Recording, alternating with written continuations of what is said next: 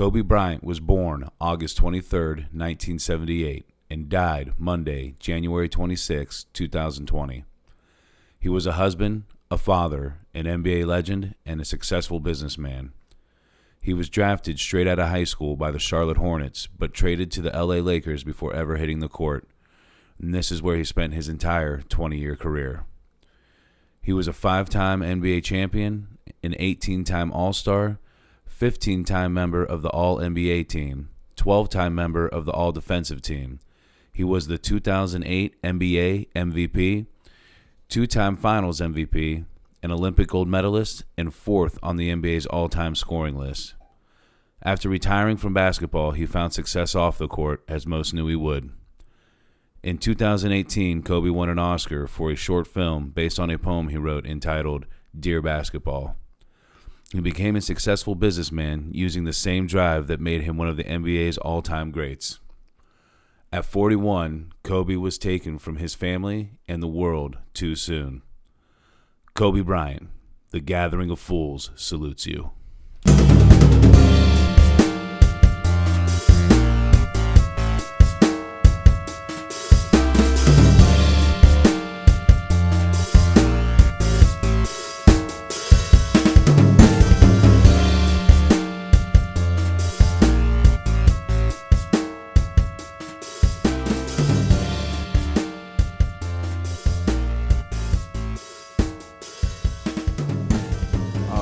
In the studio today, we got CJ Mitchell and my boy Bones, Derrick Kaufman. I've been wanting to have them on for a sports podcast for a while. We decided to get together because of the news with Kobe yesterday. So we're definitely going to start off the podcast today talking about the legend himself, Kobe Bryant. But how you guys doing? You already know, man. Always doing good, brother. Doing well. Good. Well, obviously, Kobe passed away yesterday, Sunday, January 26, 2020, in a helicopter crash with his 13-year-old daughter and 7 other people. I don't think anybody in the world could have expected anything like that. I think that was shock to everybody. Yeah, that's touching right there, bro. Yeah, and the daughter being with him, I mean. Yeah, that's, it's tough regardless, but that adds an extra layer of toughness to it right there. Yeah, somebody, I forget who it was, somebody posted on Facebook, they were talking about he was probably like trying to console his daughter like as it's going down. I'm like, what do you say in that situation? Yeah, we was talking about that earlier, me and Bones. That's what, honestly, like just thinking about, if that's what really happened, that's crazy. That's too tough right there. And that's where my mind keep going too, like back to that. Like I wonder. Yeah, that's wild. That's where it keeps going for me too. Just like, what would you say? Like, are you telling her it's okay? Like, it gives me chills to even think about. Yeah. But let's do more of trying to celebrate his life here some. So, obviously one of the most successful players and one of the few players to be drafted straight out of high school, right? Mm-hmm. Went to the Hornets and then traded to the Lakers. Yep. And played all 20 of his seasons for the Lakers. Big mistake. It was a big mistake for him to stay there that long. Huge mistake for the Hornets to trade him. Oh, massive mistake for the Hornets to trade him. Did somebody trade Jordan? Like when I think he got drafted straight to Chicago. Yeah.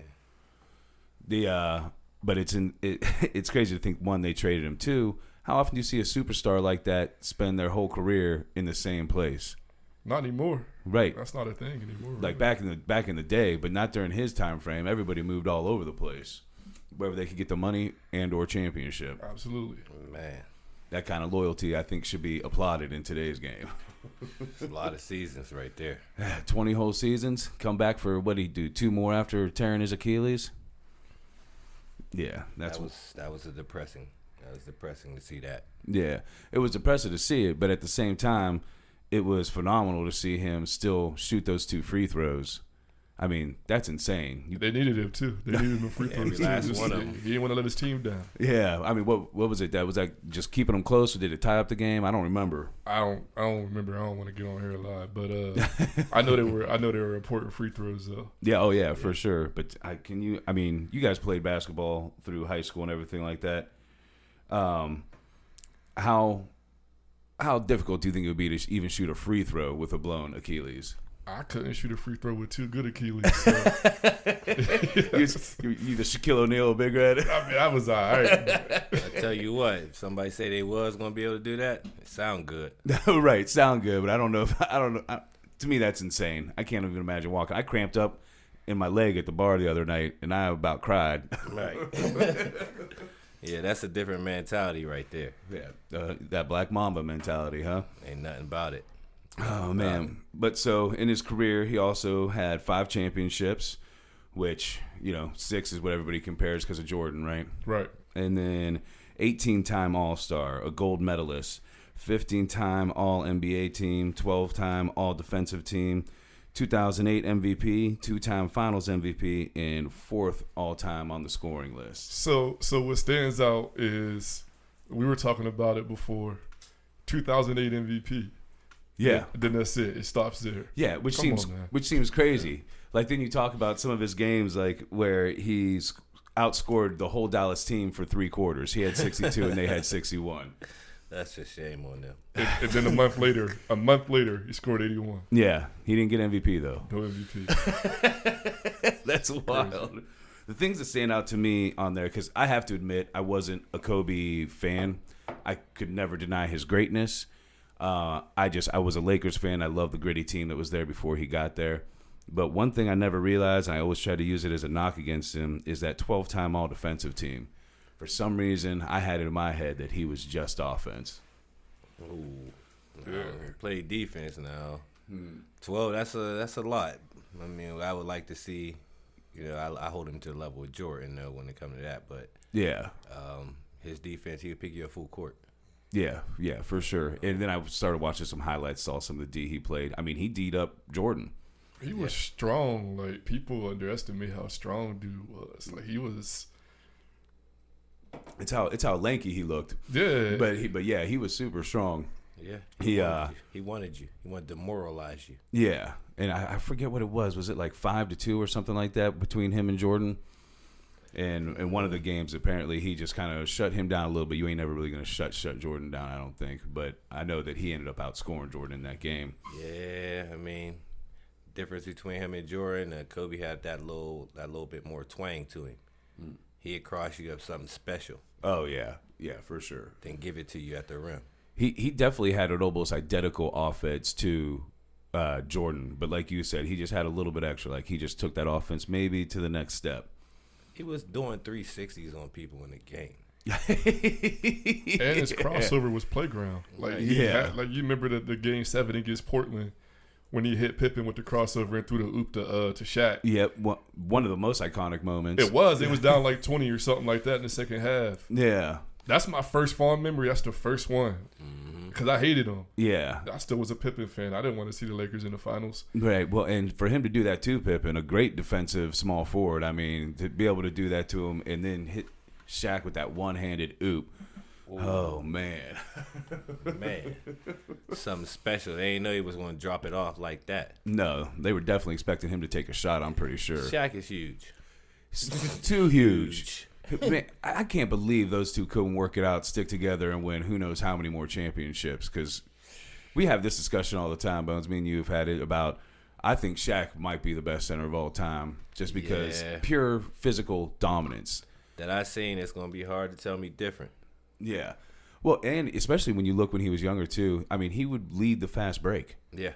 He had good passing. He could handle the ball a little bit. He's dunking on you.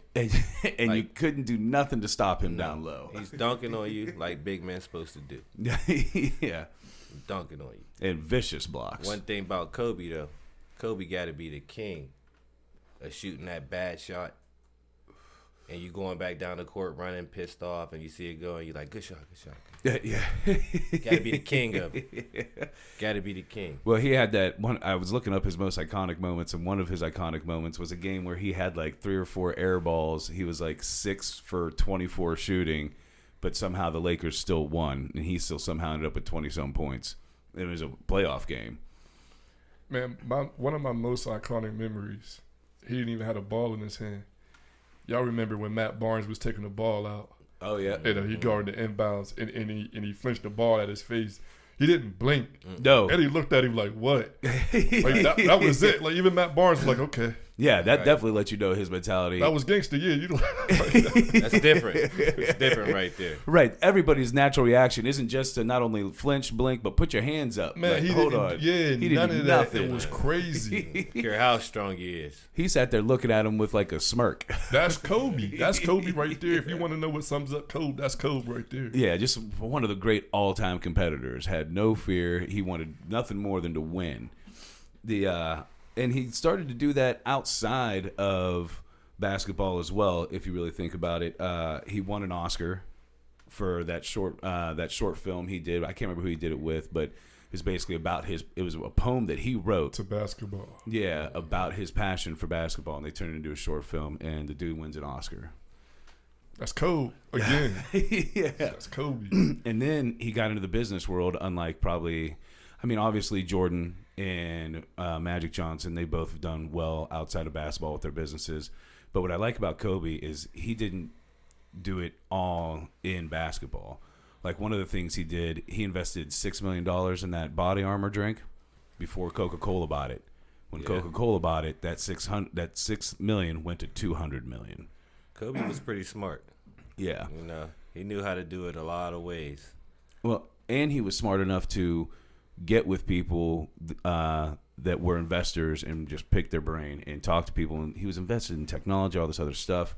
There was one guy, he's a major investor. I wish I could remember his name. I was reading about it yesterday, but he said Kobe would call him in the middle of the night about some news that just broke, a tweet that just came out, just to try to get a leg up on the investment world. They said Kobe would call Michael Jackson.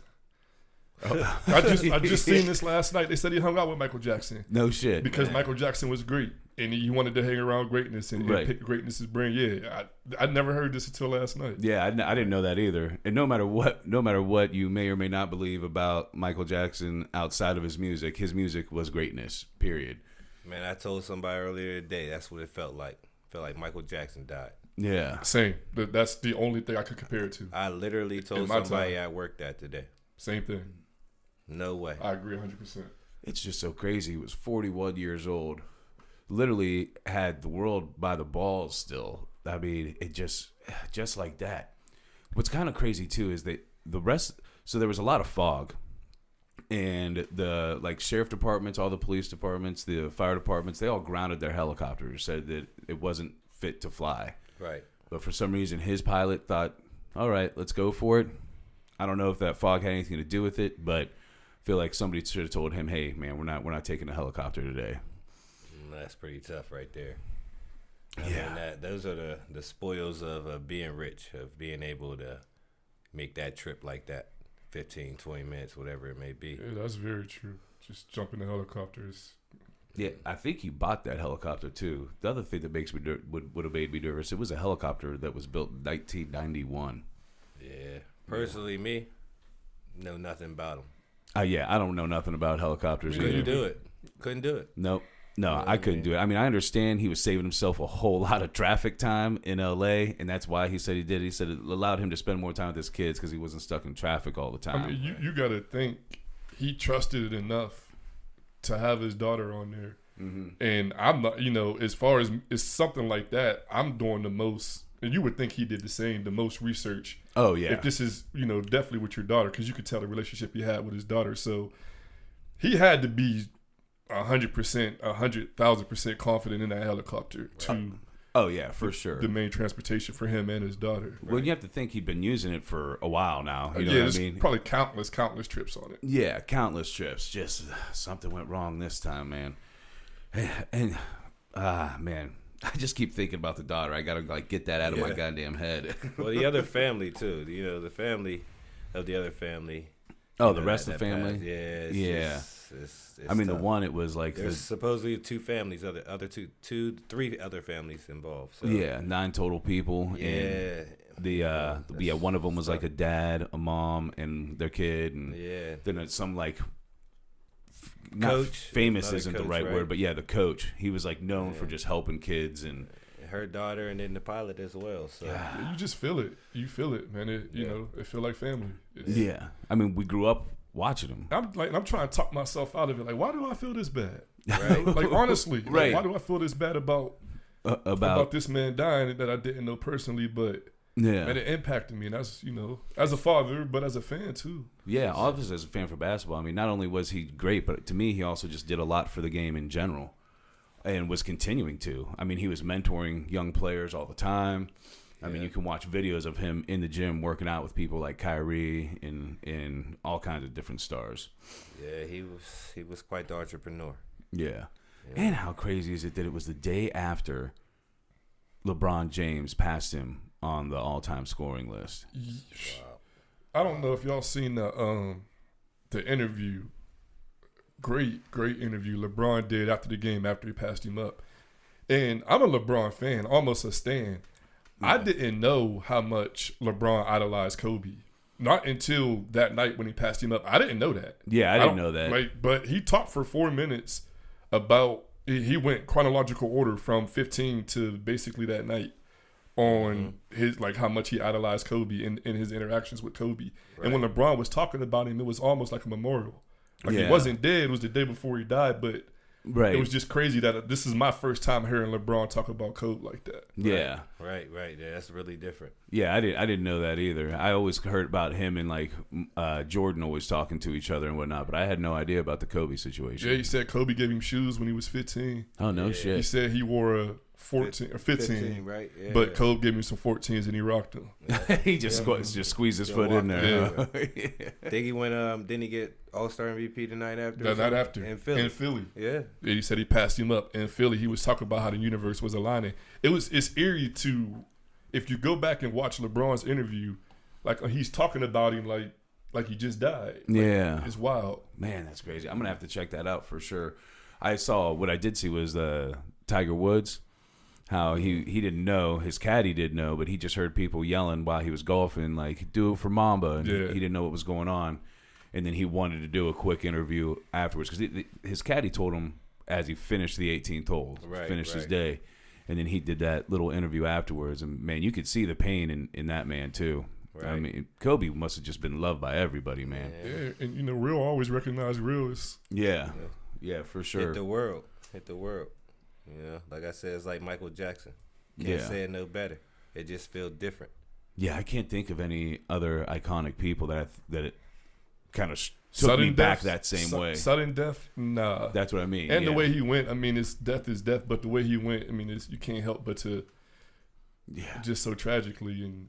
Too many things to wonder about. Yeah, like what would have happened. He left back his company was called Bryant something, and he was partnered with somebody else, and the other part of the name was that guy's name. But I was reading that company that he left behind is right now has like $2.9 billion in assets. Man. What would this man have ended up doing? You know what I mean? Yeah, I mean, and winners win. Like, outside of the game, winners win. That's, in life or in the game. That's how that works. Yeah, he just inside the game, he won too. Yeah, he just couldn't stop. He couldn't stop winning. He had that mentality, like, okay, I'm done with basketball. So what's my next thing that I'm going to become the best at? And it seemed like it was going to become just kind of an all-round business. And it was so under the radar, like how you just all of a sudden you just win an Oscar? Like what? Yeah, right out of nowhere, just won an Oscar, and then name another. Oh, Kobe just won an Oscar. Oh yeah, name another basketball player that did it. Yeah, well, and then we have no idea of knowing what he would have done further, even in black culture, because he was starting his own production company. He was going to start doing movies that he wanted to surround the idea of the production company around sports and the black culture. He set the bar so high, you won an Oscar. You won an Oscar at 40. Your first project, like you said, under the radar. Man, how you just set the bar that high? Like whatever he would have done, that's what he was chasing. He was chasing an Oscar at 40. Short play. One MVP. Right. When he retire? What age he retire at? 38. 38. You said at 40? 2 years later, still winning. Won an Oscar. Yeah, still a championship. Out of nowhere. I took a screenshot of this quote from him, but it starts out somebody saying something before him, but he says he put all of his energy into shaping his legacy. And he said, to think of me as a person that's overachieved, that would mean a lot to me. that means I put a lot of work in and squeezed every ounce of juice out of this orange that I could. And to me, that just speaks volumes about his mentality, no matter what it was in. Again, like we keep saying, the Oscar. His first time doing anything really in film, and he wins a goddamn Oscar. He grinded like he didn't have talent. Right. He had all the talent in the world, but he grinded like he didn't have none. Right. That's what set him apart. Right. I also think that's actually what set Jordan apart as well. Is, I think it's that mentality. Yeah, that mentality is different. I mean, they say Tom Brady got it. You know, that's what. Yeah. I mean, look at the Student three of names the we game. just said. Like, Yeah, student of the game. Yeah. Winners. Yeah, that's it. And people like Tom Brady, I can't get over the fact that I used to hate Tom Brady. One, this guy has taken less money year after year to ensure he has a team around him he can win with. And then when you see him get fired up on the football field, I mean, he's headbutting his linemen and going crazy out there. I mean, with people like them, you know, Kobe, Jordan, Tom Brady, they're just winners. Yeah. You know, we don't care who they have on their team. Yeah. No. They're going to exceed all expectations, and that's why we love them. Yeah. Oh, yeah, for sure. Even if you start out hating them, eventually they win you over. yeah, I hated pretty much all of them. Never Jordan, but Yeah. I mean, I never hated Jordan. I'm with you. I never hated Jordan. I did hate Kobe because, you know, I Kobe, couldn't he stand had Kobe. all Jordan's moves. Jordan was gone. I just expected Jordan to just keep winning until, you know, I got old. Like, Right. Jordan older than me. I'm expecting Jordan to keep winning until he's 70 because that's just what I saw. Yeah. And then Kobe came and, you know what, he won 3 in his first, 6, 7 years? Yeah. Like, that was my Jordan. He came back. Yeah. To me, it was crazy with Jordan. I think he might have still been able to win even later on if he didn't go to the Wizards just to get a part of that club. I mean, he was still scoring. He would have had to have a good team around him, don't get me wrong, but he was still scoring 20-some a game. Yeah. With some bad knees. He was playing with bums too. Bums. And you talking about in Washington? Bums. Yeah, I mean, Can't do Jordan. nothing but You know, laugh. we pretty much probably all agree. That Jordan is the best of all time. Yeah. But he drafted Kwame Brown. I agree. He don't get that pass. I don't give him that pass. And that's the worst pick ever. Yeah. Drafted Kwame Brown. Like, you got to wear that, man. Yeah, you gotta wear it.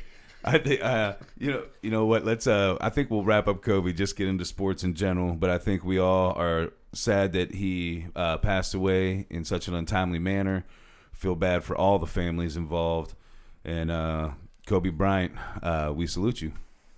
Legend. Yes. But now let's get back to that. So yeah, he's got to wear that. He's got to wear that draft pick.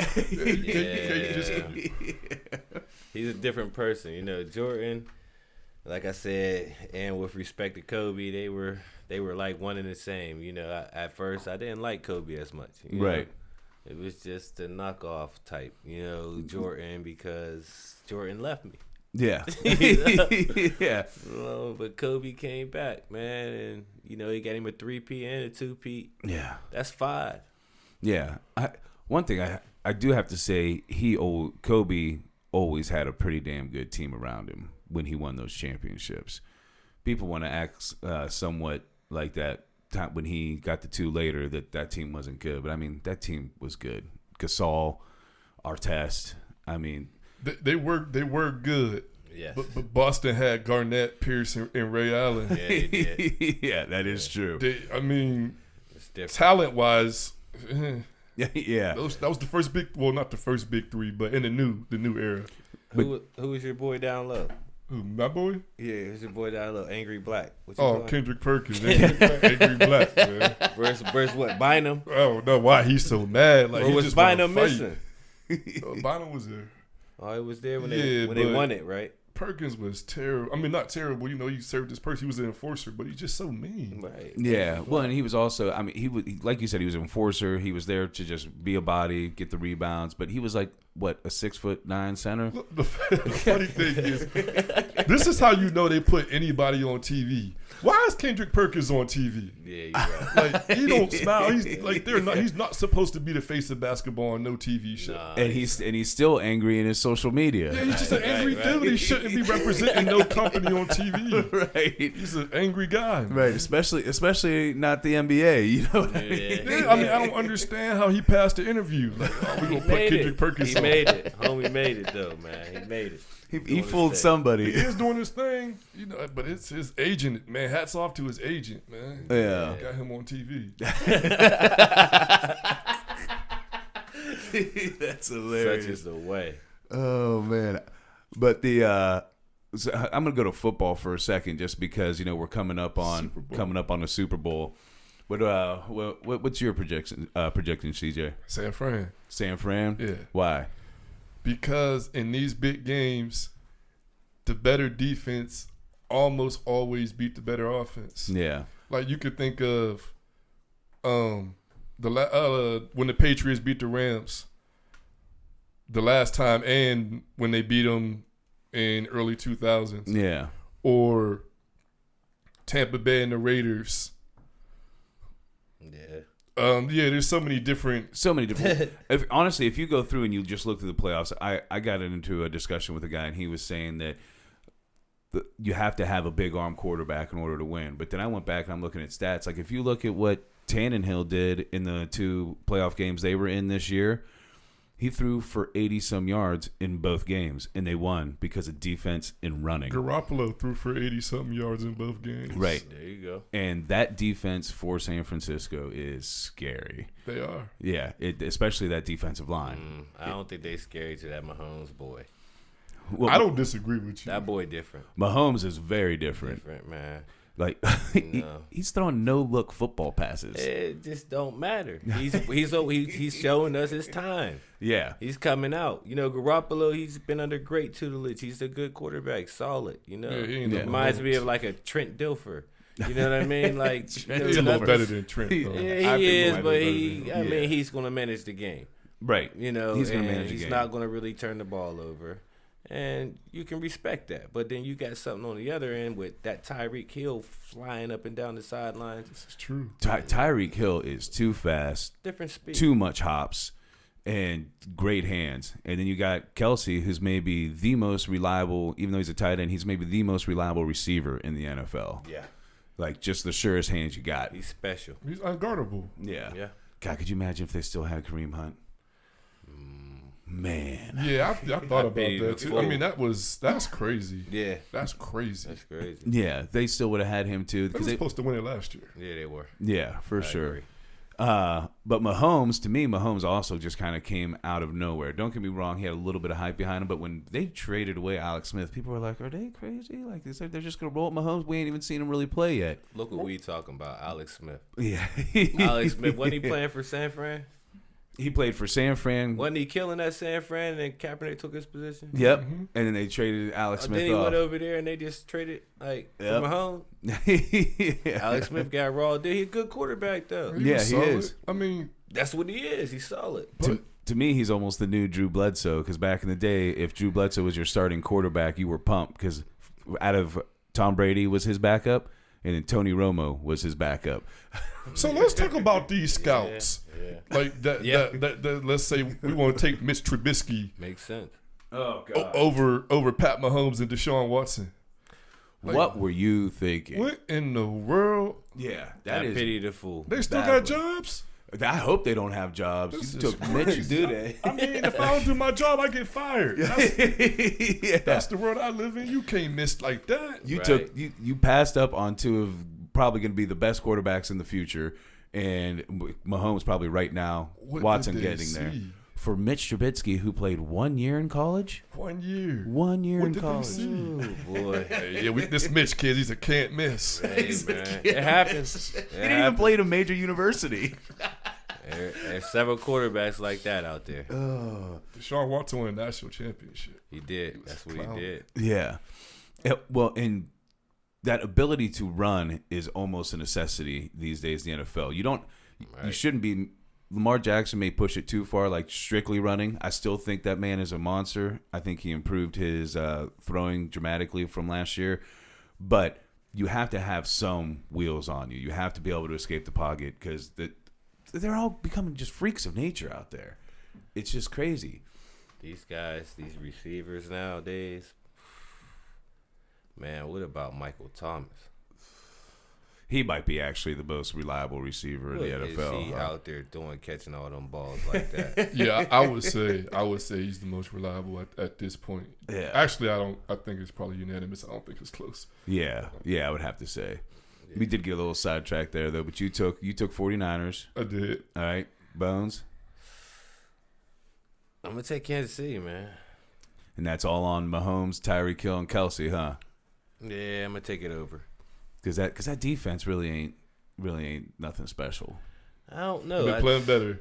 They have been playing better. They did pick up Suggs. That gives them a little pressure that they can put on the quarterback. And the Honey Badger back there, he's a beast. He's a game changer. Yeah. But you're right. People ain't talking about their defense. They ain't. Yeah. And I feel like that running game of San Fran is a little bit underrated. They got three running backs that could start on any NFL team. Well, not any NFL that team, obviously, but a lot of them. That defense get them a nice break, but after they score, here they come. Yeah, flying up and down the field. It's that run game, that zone blocking. Yeah. That's what remember Terrell Davis and Orlando Gary and Anderson. Yeah, I don't know why the whole league don't run it.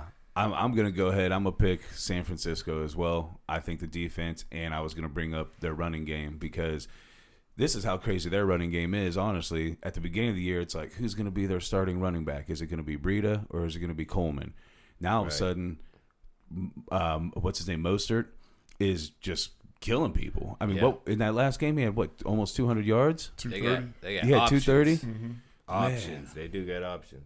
And Breida, I don't know what he finished this year with, but before this year, last year he had the most yards per carry. He averaged like 4.5, 5 yards per carry. Damn. Yeah. But that tight end is what's doing it though. Kittle. Yeah. Kittle's a beast. I forgot about Kittle. I just don't feel like they're going to show up. I feel like it's Kansas City's time for it to come out. The young boy about to win it, man. It is definitely hard to bet against Mahomes. It really is.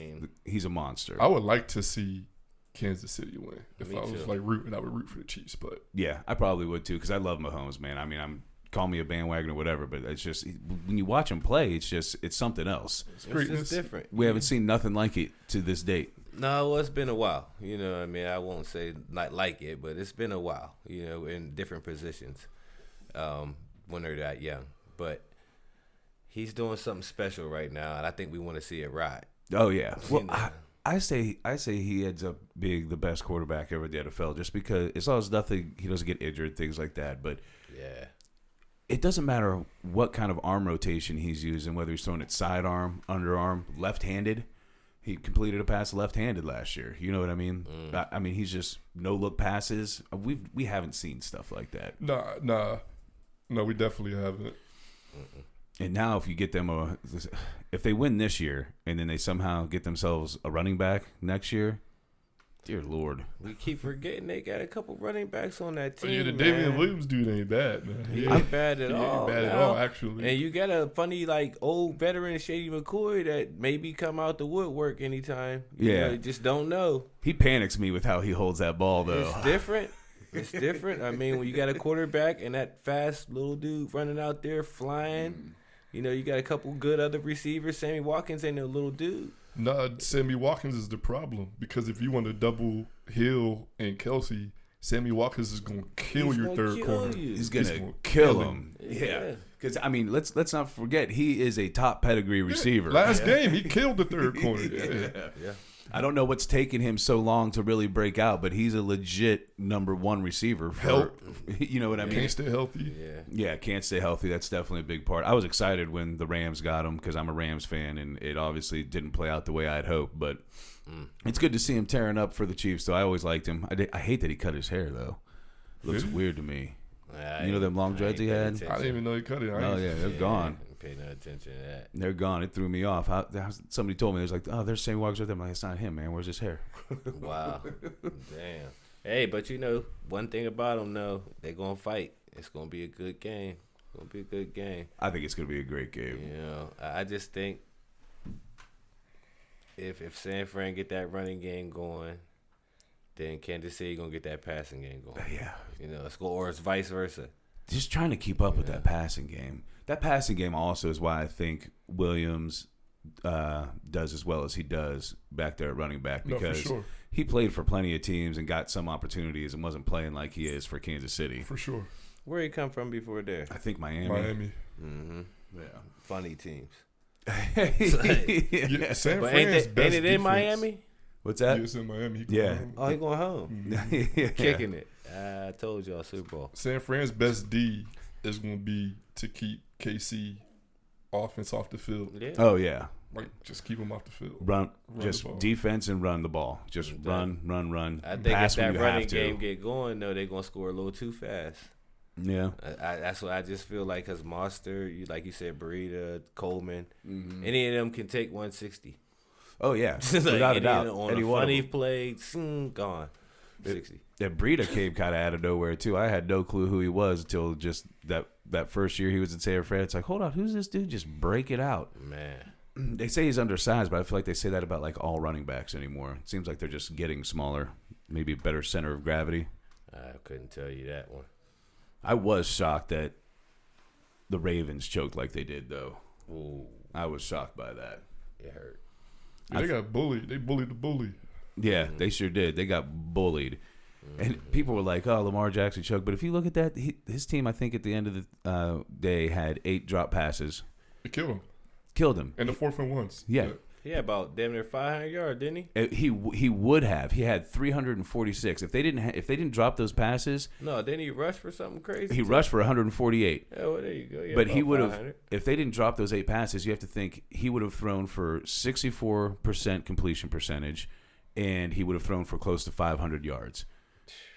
And you're going to tell me that he choked in the game? I mean, he was balling. He just couldn't get the touchdowns, and his defense let him I was down. about to say, he wasn't playing defense. He didn't want to go out there and tackle that big boy. Yeah. And It's a big boy. and they shut down the rest of their runners. Yeah, Ingram wasn't healthy either. Yeah. That hurt. That hurt. A Yeah. big time hurt. Mm-hmm. Yeah. Like, because Henry over there laying whoop. Henry, Jesus, how is he so big? And he's not running a 4.4, but he's running a 4.5. Like, you can't be that big and be that fast. That's a big dude. I kept waiting for him to break out. Like fantasy football, I kept getting him. He wasn't breaking out. But I really believe for Henry, the problem was they kept just running him straight up the gut instead of, I'm not saying sweep him, but off tackle, get him some off tackles. As soon as they started doing it, he just starts destroying teams. Just give him a little bit of space to just run somebody over. Yeah. That's all he needs. Yeah, that's it. And Ingram was solid, too. You know what I mean? Them Alabama running backs is decent. They decent now. You get them on your team, they're healthy. You got a chance to go somewhere. Yeah. Especially with a special quarterback. Yeah. You know what I mean? But Henry was just doing something different. Something Man, different. running for damn near 200 a game. Yeah, that's just insane. What you doing?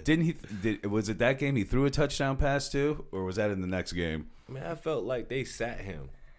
Henry? Yeah, I feel like they sat Henry. You know what I mean? Like his first couple years in the league, he wasn't really getting no time. He wasn't getting a lot of time, but he also wasn't doing much with it. I think his first couple years he was averaging like 2.5 yards a carry or something What like happened? that. They would use the other running backs to do any off tackle or sweep, and they were just literally running him straight up the gut into the heart of the defense every time. Look And at him they now. stopped doing it. Look at him now. Whoa. He's just he's a freak of nature. When you see him standing next to like even linemen, you're like, he's not that much smaller than the linemen. Crazy. Like the Big Show. Yeah. But fast as hell. No way. You don't want to tackle that. No, you see a cornerback. He's got him coming right at him. Like, nope, the I don't want it. We was watching the Baltimore game. Me and Bones, we was at the house. We was talking about it like Nobody want to tackle him in the fourth quarter. No. Like, just 4 quarters of just tackling that big dude. Especially once he gets to the secondary. They was done after the first quarter. They didn't want nothing to do with him. Yeah, Earl Thomas was running from him. He was chasing Earl Thomas. Pushing him in his back. He was chasing him, pushing him. Earl Thomas literally that one play had his back to him like, where'd he go? It's tackle football. Yeah, you running the wrong way. That, The best part was he said that he said that it looked like the Patriots didn't want to tackle Derrick Henry, and then he sure as hell didn't want to tackle Derrick Henry. Everything looked good on film. Get out there and tackle that big man. Don't want none of that action. No. Like, oh, just go for his legs. You see how big his legs are? And he's pumping them? I'm not taking that knee. Like, hold on, he's supposed to be running from you. Like, what's going on here? That's hilarious. Man, I don't understand how the Patriots did not score after all them possessions they had, man. How could you believe it? Like, not Tom. Yeah. Well, Tom is definitely he's not going long as much anymore. Also, I mean, if you look at their receivers, I mean, Julian Edelman had an off year, without a doubt. And they don't have Gronk. You know, they got rid of Gordon, who looks like was a good idea because he's going to get suspended anyway because he got suspended pretty much as soon as he left. Let's call it what it was. Tom was throwing the bums. Yeah, bums. Throwing the bums. Bums. Yeah. They honestly, they should have let that Jacoby Meyer play more because he every time he came in the game, he seemed to do something decent. I mean, we expected him to do something, though. That was too many possessions. Man. Yeah. Far too many of them. Well, and they've depended so much on the points. Yeah. What? They've depended so much on the run game the past couple years too, and Sony Michel was a letdown this entire year. It was terrible. I drafted him. Yeah. Me too. I drafted him in every league I was in. I drafted him and Darius Geis in every league I was in. Darius Geis, that did not work out well either. Yeah, it happens. I feel like if you're gonna have a running back from New England, this year proved it. It's got to be White. It's just get those get those receptions. Yeah, got to. Ain't no way around it. Yeah. You know what I mean? From there. But I just didn't see Tom letting that one go all those possessions without getting at least 3 points, man. Yeah. Oh, it's unbelievable to see who many people, including myself, consider to be like the greatest of all time, and he couldn't get nothing done. That's wild. Let you know, Derrick Henry came out there acting a fool. Over with. It really is. It's so crazy. Derrick Henry completely changes the game. I mean, your quarterback won 2 games and threw for 80 yards in both of them. But like I said, it seems to happen a lot in the playoffs like that. It really does. It seems, like you said, it's about defense. Defense seems to be where it's at. And I thought the Ravens' defense had stepped up. They looked pretty good in a lot of games, but man. Yeah, they did. Until that game. They got bullied. They got literally the bullies got bullied. They're literally just running all over people. And but I do have to say, Lamar Jackson. I mean, I don't think anybody should be able to deny the strides he made from last year. I mean, he was number 1 in QBR this year. He was number 3 in passer rating.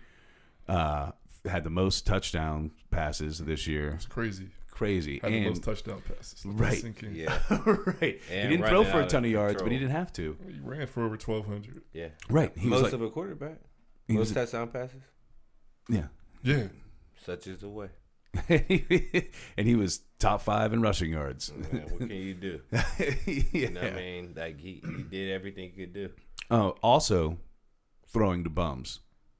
Yes. And, Also well, throwing to bums. I like Hollywood. I like Hollywood. You know, he's probably a number 2. Yeah. Maybe. He's a speedster. He's a speedster with, decent hands. I mean, that one pass, Lamar Jackson hit Hollywood on a dime, and Hollywood stretched out far.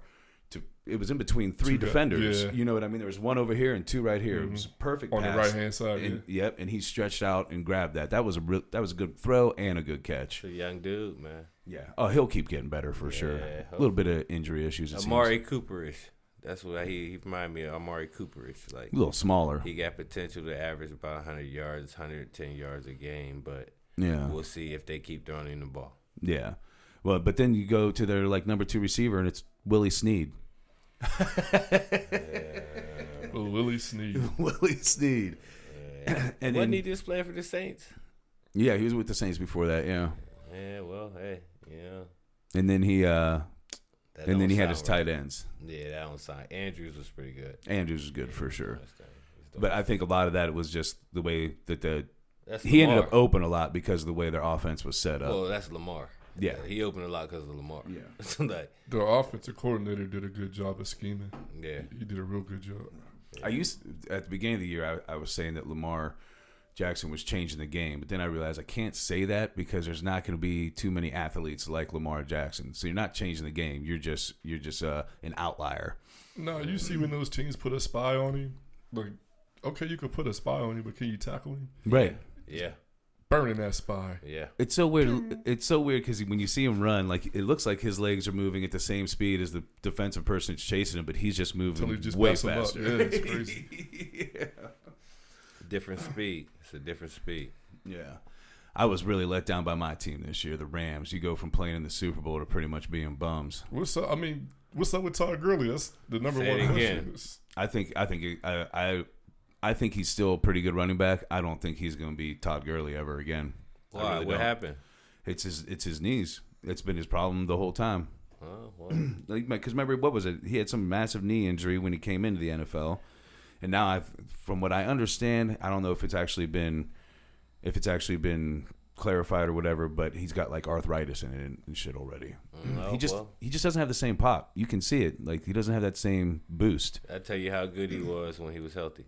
Oh man, he was Yeah, ridiculous. and their offense was based off of him running the ball. Yeah. That's the play actually. Everything was set up off of that. They can't run the ball. That's why they stink. Yeah. And then and I don't think they ever should have got rid of C.J. Anderson. C.J. Anderson came in, tore up for you guys. Why not hold on to him just in case you have the situation where Gurley can't produce? Yeah. Not that I think C.J. Anderson is a great running back, but for some reason he was great in that offense. He was. I think y'all gonna put anybody in the office. It just ain't work out. Todd Gurley was supposed to be the one to make y'all laugh the whole season. Yeah. Sit out 3.5 quarters. That's about it. Just laughing, cracking up. Yeah. But now he's hurt. And I think the defensive coaching was a letdown too, because their defense was not nearly as dangerous as they should have been with the players they had. They And got then- studs over there on that defense. Yeah, and then you see they trade Marcus Peters, who was supposedly having a bad year. As soon as he gets to the Ravens, he starts All pro. playing great. You All know what pro, I mean? yeah. What the hell? Who was that? Wade Phillips. Yeah, I have to put it on the defensive coaching. I mean, your front line is It's like a Dallas quarterback. you got Donald, you got Brockers, you picked up Clay Matthews, you have a young guy by the name of Samson Mbakum who's a pretty good pass rusher. You got Dante Fowler. Your middle linebacker's a little weak. I mean, Littleton was pretty good, but not great. And then you had Talib didn't play much, but you had him out there. And then you have Peters on the other side. Safeties, you got Johnson, who was a beast. For a strong safety, a young strong safety, he was really good. Then you got, what's his name, Weddle? Yeah. Yeah. Eric Weddle. Yeah. And then they drafted that Rap, who a lot of people consider to be the best draft pick. Not the best draft. Dude from Washington. Yeah, the safety. Mhm. Yeah. I think a lot of people consider him, for where they got him, to be the best draft pick in the draft. And he ended up playing a good bit, and he did really well. But you couldn't put that defense together? I don't understand. It blew my mind. Gurley. Gurley. Yeah. But that Cooper Kupp, he's going to be something special. Yeah, he is pretty good. Pretty good. Yeah, Cooks ain't what I thought he was going to be. No, Yeah, sure I not. mean, Cooks. I think he cooked. Yeah, I think he's done. Yeah. He took he had a lot of head injuries too. A lot of head injuries. Yeah. He'd come back from a concussion, just get another concussion. Yeah. Robert Woods pretty good too. He is. Yeah. You know what I mean, Cooper Kupp seems like a lot more potential. Yeah. Well, he's younger, and Yeah. already just doing big things. Hey, well, I don't know if it's coverage. You know what I mean? Whatever it is, like He's making it they happen. look good together. Yeah. They look real good together. And if Gurley's healthy, I the just team will don't. be back. I don't know if Gurley's ever going to be the same. I really don't. It's unfortunate for me. I feel sorry for your team. So, listen, I went through the years. I finally got the Greatest Show on Turf back in the day, and I was like all pumped up. Then they were terrible forever, and then it's like, okay, we're back. We're finally back. And then, oh no, we're pretty shitty again. And I don't know what it'll take to fix it. I think Goff has some issues too, to be perfectly honest. It's And their offensive line is definitely an issue as well. yeah. It's funny you say that the Greatest Show on turf. because I was watching it was something on ESPN, and he was saying you can't compare this Chiefs offense to any other offense. I'm like, the greatest show on turf. What? Right. How do you not compare it to With that? Marshall Faulk, Torrey Holt, and Isaac Bruce? Come on. Right there. What? Yeah. And Kurt Warner coming out of nowhere to just be a monster. Oz Hakeem in the slot. Perfect timing. Yeah, Kurt Warner literally bagging groceries one week. Next week, he's the MVP of the NFL. Clowning. Yeah. Clowning. And maybe became, just because of his story and how good he did play for them, maybe became my favorite football player of all time. And also just a legitimately good guy. Yeah, they say he's an awesome guy. And then and then everybody thinks his career is done, Kurt Warner. And then next thing you know, he's in Arizona, balling out of control again. Yeah. Barely lost that Super Bowl to the Steelers. Barely. It's a good game. That was a hell of a game. One of the finer moments of my life. Fond memories. You are a Steelers fan. I am a Steelers fan. Who's your favorite Steeler all time? So, man, I like my quarterback, man. Like, I'm a Ben Roethlisberger guy. Like, I'm going down with Ben. My favorite of all time is probably Rod Woodson. Oh, yeah. That's a good pick. Yeah. I love Rod Woodson. Yeah, he played with an intensity, too. But Bettis, Hines Ward, love Bettis. Troy. Hines Ward used to massacre people on blocks, man. He did. He was a tough dude. Tough dude. I'm pretty sure they changed some rules because of Hines Ward. He broke dude's jaw from the Bengals. Yeah. Rivers. Yeah. Yeah. Blindside block. Remember when he did the Ed Reed? He just ran over to him and knocked him out cold. Like, he was... Different die. Hines was Pittsburgh, man. That was... Yeah. Yeah. I'd say one of my favorites from the Steelers ever, maybe my favorite from the Steelers is Palomalu. That dude was a different breed, too. Yeah. Troy being in the Hall of Fame this year, too. He was calling his own plays out there. He was. Yeah. He was. Yeah. He was playing... He was just doing saying, like, just doing what he wanted to do. Yeah. And making it happen. Oh, yeah. Sometimes just jumping over the entire line. Yeah. That was reminiscent of the time when the Steelers were supposed to be great. And I didn't get to see him because it was in, the 60s, 70s, something like that. Right. You know what I mean? I wasn't born yet. You know what I mean? And you seen him out there, Troy out there, hopping over the line, cracking people. Yeah. Coming in from safety and just deciding he was going to play from the middle linebacker spot this play and just do something crazy. Just do what I want right here. What y'all call that defense back then? With the steel curtain? That one. Yeah. That's what it looked like when I was watching. What about you, Bones? What's your favorite football team? Man, I used to love the Dallas Cowboys, man. Yeah. Now you fell out of that love? Man, they fired Jimmy Johnson, man. I couldn't understand it, man. It does seem like a crazy thing to do. I mean, now that I think about it, I feel like it was around the time when Jordan might have been retiring, and they just fired a coach who was about to go on a three-peat. Yeah. It did. It's so crazy. They fire somebody like him, but then they hold on to Garrett for how many seasons? Oh, my goodness. With all kinds of talent. Crazy. Like, to me, it's almost a crime, and I don't put it on his shoulders, a crime that Tony Romo didn't end up with a championship. He has every passing record for the Dallas Cowboys. Every single one. You know what? Me being a Steelers fan, I literally, like, I hate the Cowboys. Yeah. Tell him. I liked Romo. I liked Tony Romo. Like, I always told my the Cowboy fans that I harassed, like, I like Romo. Yeah. Well, he had a great arm and a massive football IQ. And it shows now when he's doing the announcing. He's nice. He's just good to listen to. Yeah, well, and he's predicting exactly what the teams are going to do all the time accurately. I don't know if he's ever missed. Right. He's different. Yeah. He was a good quarterback considering Aikman was was a winner. Right. You know what I mean? Well, to think about, they had Staubach and Aikman in there, He and had to think, some good running backs too. Man. oh yeah, for sure. And they've always seemed to have really good offensive lines. Man, put anybody back there. Man, that's what I'm saying. Their offensive line is With a always seemed to be receiver great. and Romo, how was y'all not winning nothing? How were you not winning nothing? And people like to say, "Oh, Tony Romo choking," things like that. I think a lot of it had to do with coaching, man. Oh, I he really did do. some choking. Oh, he did some. I mean, he made some bad plays in the playoffs, but for that one bad play that he had in that game, for that to be what causes you to lose, like that's what you say caused them to lose the game. There's got to be more to it than that. Year after year after year. Yeah, you would think, but we got winners. We got losers. Such is the way of fools. Oh man, I do want to jump back to basketball because I want to know if you guys think Kawhi Leonard is regretting his decision. No. You don't think so? No. Man, I think he thought he was like, I'm going to go against the Lakers because that's going to create all kinds of hype. And then he thought when he got George, they were just going to be killing people. And they're doing good. But, I mean, the Lakers are the number one team. Yeah, I mean, I don't think he pushed that much stock into the regular season. Right. I see what you're saying. For him, I don't, Right. Get to the playoffs. Exactly. Yeah. Right. Yeah. I could be wrong, but well, yeah, we'll see how it plays I think out. the Lakers needed a better regular season. I don't think the Clippers needed it as bad. Like I think they plan on doing their damage. Yeah. In the playoffs. I also think for the Lakers, I think the Brow was a better pickup for them because I've always said that LeBron needs a good big man. Everybody needs a good big man. Yeah, but I think it's something that's always hurt him in a lot of his teams, especially the Cleveland teams. I don't think he ever really had a solid big man on those Cleveland teams. Yeah, Anthony Davis is real good.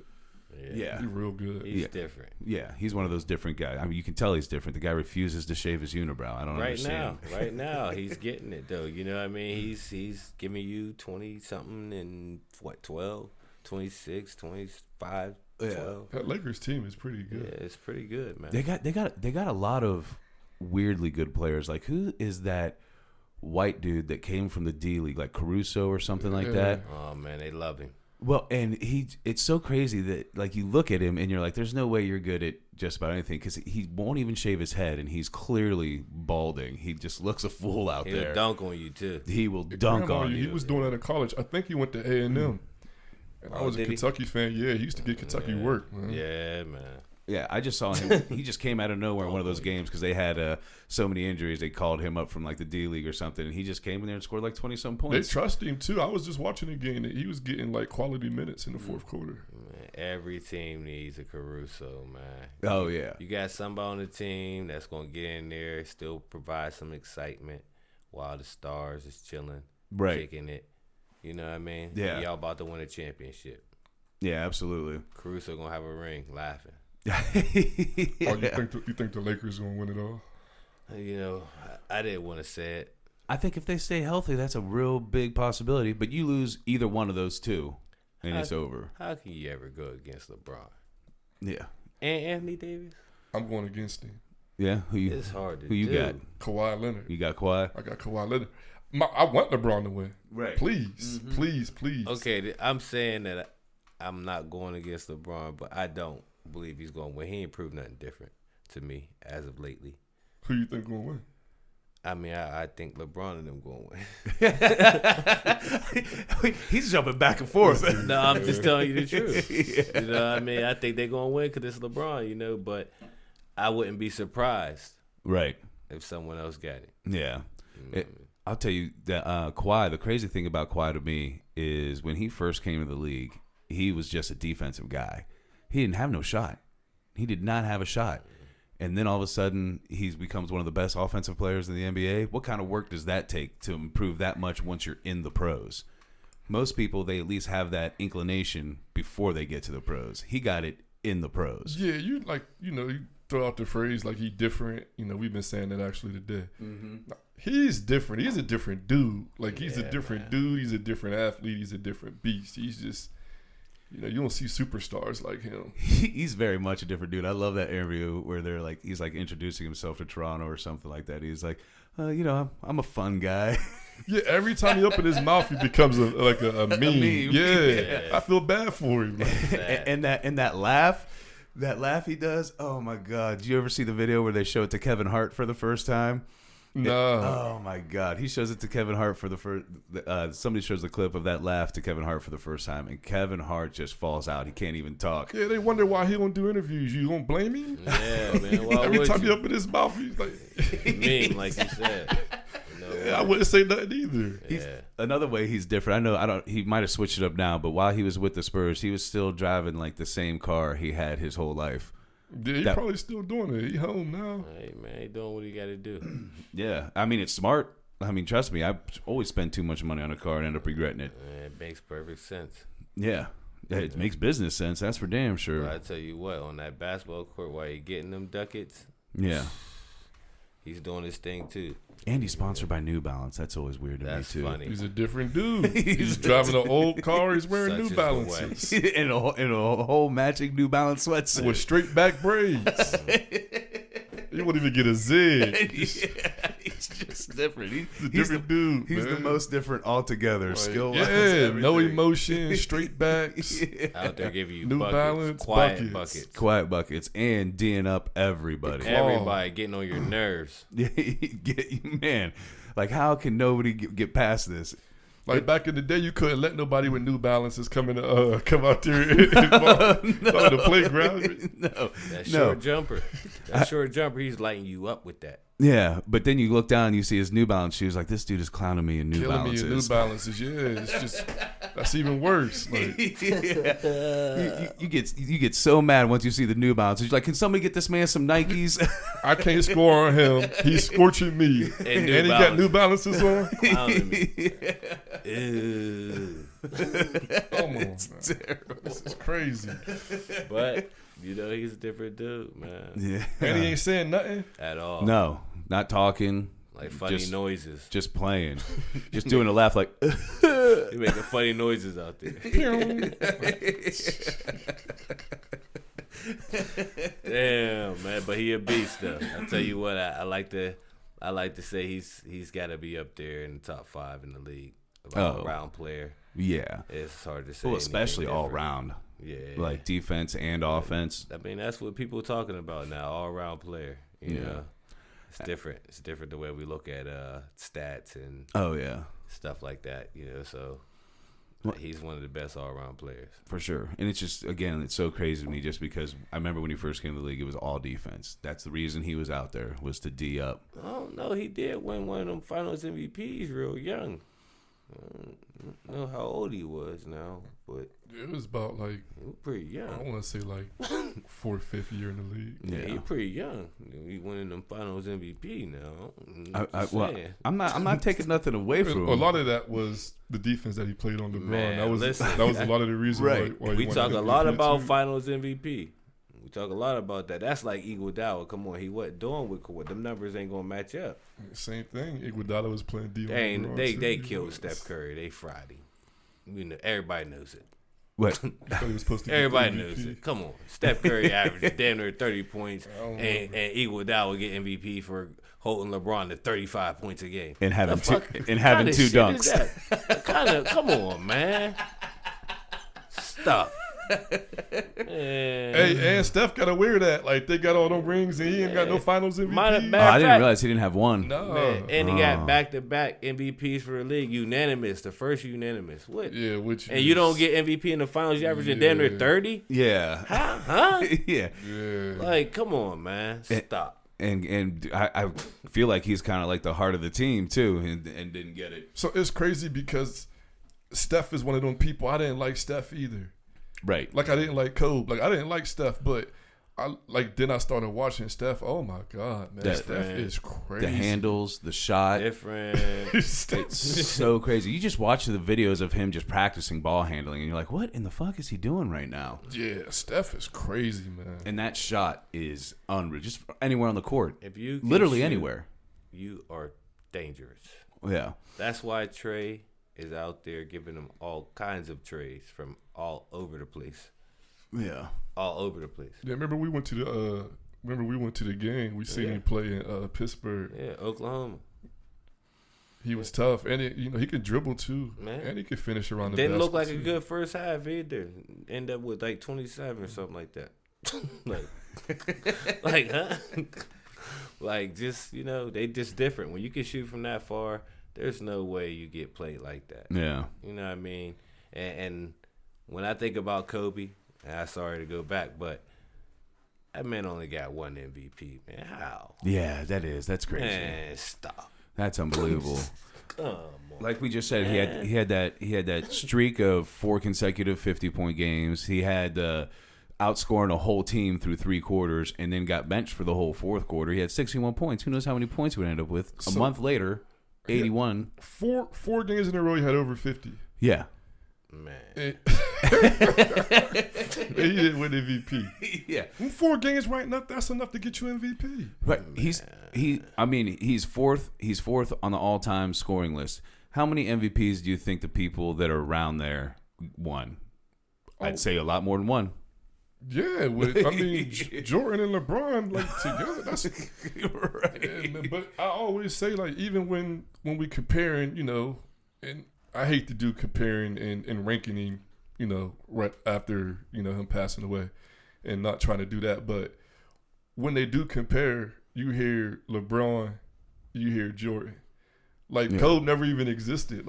Right. It is is 5 rings. What y'all talking about? It is crazy to think about. I rarely hear somebody bring him up for the GOAT talk. How not? It's crazy. Crazy. It is kind of crazy. It's them last few injury years that did it for me. Yeah, because that's what did it. You look, and his game was nowhere near the same until his very last game. 3-peat, then you go back to back, and Yeah. then kind of get injured a couple years later. That Achilles, that's deadly for and basketball. Then you play an extra 3-4 years, and it just don't seem like the same dude I remember. Yeah, it kind of did it for me. But that's a 20-year career still. So he still had all those years before that, and was clowning it every year. Yeah, I'm not going to say 60. the GOAT, but I wouldn't argue with anybody that said his. No, at all. Right. He deserved to be in that conversation. Man, if somebody brought him up, I wouldn't be like, "Oh, you're an idiot." No, I wouldn't even argue it. Yeah. You know what I mean? You could say it. He got 5. How many championships you went to? Yeah. What the 7? I'd argue it just because I always say Jordan. That's the only reason why. But yeah, chasing Jordan is like chasing a ghost. You know what I mean? It's not going to happen. Yeah. Yeah. It's always somebody. But you would think, but Kobe need to be mentioned. Yeah, he should be brought up more. He really should be. Every time. Yeah, it really is crazy that You said 4th? He's 4th now? Because LeBron passed him for 3rd. Wow, man. You see how fast people are just passing people with points? Well, LeBron passed him. Just recently, people just oh, yeah. Offense is king. It's crazy. Yeah, offense is king now. But literally, LeBron passed him the night before he died. Yeah. That's when he passed him. Yeah. That's just wild. His last last tweet was to LeBron, right? Yeah. Mm-hmm. Yeah, it's kind of wild too. Talking about just showing him all the love as it connects. Yeah. Yeah. That's funny you say that, as it connects, because that's what LeBron was talking about the night before, about the universe aligning and connecting, and then it still connects that his last tweet was congratulating LeBron on passing him up. Right. Still as all it connects. Yeah, it's crazy. It's wild. Yeah, I don't think we'll see too many players like Kobe and Jordan. I mean, don't get me wrong, we've seen a lot of great players in the NBA, but those two had that mentality where even though they have all the skill, they're going to be working every day, every single day. Is that because of our age? What, you think the younger crowd just they don't got that in them? I mean, we've seen a lot. I see it just in my everyday life. So we got LeBrons. Same ages. You know what I mean? We got Zion Williamson. Who's next? It's gonna always be somebody. How about Zion coming back finally playing, scoring those 22 points and hitting 4 for 4 from 3-point range? Yeah, if he gonna hit threes, you might as well kiss the baby. And what's crazy is the shot looked broke when he's shooting it. He's barely getting up off the ground. Oh, he got to hit that. If I'm guarding him, he got to hit that. Yeah, I'm giving it to him every time. Yeah, you don't want to get dunked on now. You got to hit that. But you got to think he's just coming off an injury, and he out there doing that. Not just coming off an injury, but they said they were basically teaching him a different way to walk so that he could have a longer career. You can tell. You see his walk? Yeah, he got a gun walk. Like, it look like he got yeah. What? Yeah, he walks like he got like a burner What on his kind side. of therapy is this? Well, I don't know, but that's literally what they came out and said, that the Pelicans organization said they were teaching him like to walk different. Well, like, I didn't know that, but I noticed that he was walking different. I promise. It was weird to me. Like, why dude walking like this? Yeah, they definitely were. Let me pull this up here real quick. Zion, That's a wild thing right there. Walking. Yeah, it's crazy. I thought it was just a little. Teaching you how to walk. I thought it was a gift from, you know what I mean? Yeah, here you go.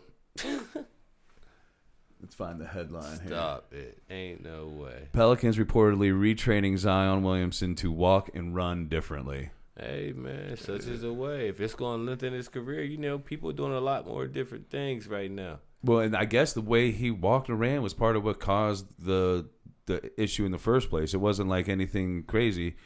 It was just his mechanics of how he walks and runs was apparently fucked up. But when you hear that, Sounds made like me think quarterback mechanics. What? It made me immediately think like, okay, so Zion's done. They have to teach him how to walk again? I was about to call him Tim Tebow. You know what I mean? That's what it sounded like, you know. Like he was just like, we got to work on your mechanics. Like, huh? Like he out there dunking on people. What we got to work on? Right, talking about? Right. No, they don't need to work on his dunking. They need to work on how he walks. Yeah, that's so really crazy. weird, you know. But yeah, that's what they're doing now. Technology, it's wild, you know. Oh, it's bananas. Even think about how fast people come back from injuries now that used to keep people out for a whole season. Now it's like, okay, 2-3 months. It seems like evolution is fast. Oh, yeah. You know? Oh, for sure.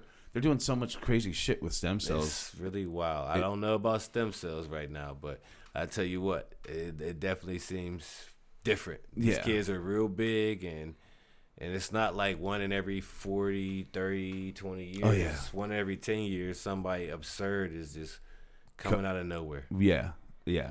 And Zion Williamson is definitely a different breed. He's like a shorter, more agile Shaq, you know, with that body frame he got. Yeah, I mean, he's thick out there. He's a little short. Shaq was different. That's a different specimen right there. You see the Greek freak, like, yeah. Like he's like a sculpted, like. Yeah, you want to talk, and you want to talk about different. That dude's out there playing, got handles and everything, can shoot from pretty much anywhere, right? Yeah, well, I won't say shoot from. Well, you can shoot from. Yeah. Don't mean the percentage is going to be there. I'm not saying that. You can shoot from anywhere. You can shoot from, but Bone said everybody can shoot from anywhere. Yeah, we're just gonna leave it at that, you know. But I think he is different. You know, there's a lot of dudes now they're just different lengths, different speeds, different heights, different like fundamentals, and it's weird out there. You see all these points being scored, you know, 120, 110. Right. Like, what? Right. Like, we grew up, well, I mean, we've seen it. We've watched it go to 110, 120. Right, but typically your games were like in the 80s and 90s. What we're comparing people to. What's that now? That's what we're comparing people right. to. Yeah. You know what I mean? What we really saw, what we thought was hard-nosed, and because that's how we grew up. But you know, it's different now. They're scoring a lot. They're scoring a lot. There's nothing you can do. And do you think it has something to do with defense not being as prevalent and a less physical game? It's like everything's retro. Before when we was watching the 90s and the 80s games, they were scoring 120 or 130. Like the Showtime Lakers. Right. You know, they were scoring like that. And then it slowed down with the Knicks and the Bulls and you know, Utah Jazz. Exactly. Yeah, 88, 86 games like that. Yeah. And then it's come back to back to blowing big up scores. Yeah. You know what I mean? That's and the people tough. and like Bone said, it's different athletes running around now too. Yeah. You just can't guard them. Yeah. Ain't nothing you can do. And they're shooting a lot of shots.